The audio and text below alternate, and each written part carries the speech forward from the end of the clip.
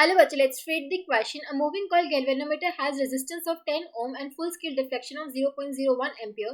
It can be converted into voltmeter of 10 volt full scale by connecting a resistance of.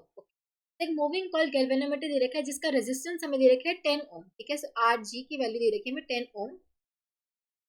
Full scale deflection दिखा रहा है 0.01 ampere का. तो full scale deflection current की value कितनी दे रखी है? आई जी की वैल्यू दी है 0.01 एम्पियर. ठीक है, तो वोल्टेज अक्रॉस गैल्वेनोमीटर क्या हो जाएगा? वीजी की वैल्यू हो जाएगी आई जी इंटू में आर जी, हो जाएगा 0.01 इंटू में 10, यानी कि 0.1 वोल्ट.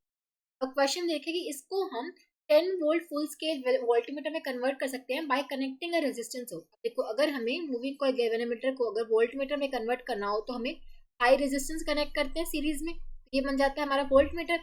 इसके अक्रॉस जो हमारी वोल्टेज है कितनी आ रही है? 10 volt full scale. 10 volt full scale में कन्वर्ट करना है. ठीक है, मैक्सिमम जो कितनी हो सकती है इसके अक्रॉस? 10 वोल्ट हो सकती है. अब देखो, गैल्वेनोमीटर के अक्रॉस जो फुल स्केल डिफ्लेक्शन के लिए जो वोल्टेज कितनी होनी चाहिए? 0.1 वोल्ट, है ना. 0.1 वोल्ट हमने निकाली है गैल्वेनोमीटर के अक्रॉस. तो आर के अक्रॉस बची हुई हो जाएगी, यानी कि इसके अक्रॉस कितनी हो जाएगी? आर के अक्रॉस जो वोल्टेज हो जाएगी दैट वुड बी 10 माइनस 0.1, ये हो जाएगा आपके पास 9.9 वोल्ट.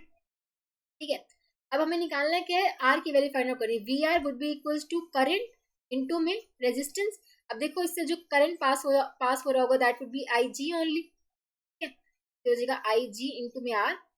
तो दोनों में से सेम करंट ही पास होगा, तो आर की वैल्यू आ जाएगी 9.9 डिवाइड बाय आई, हो जाएगा 9.9 डिवाइड बाय 0.01.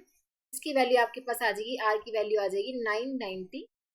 ठीक है, तो 990 ओम का रेजिस्टेंस आपको सीरीज में कनेक्ट करना पड़ेगा to convert this into a voltmeter of 10 volt full scale. ठीक है, तो option C would be the correct answer. I hope आप सबको समझ आया होगा. Thank you so much.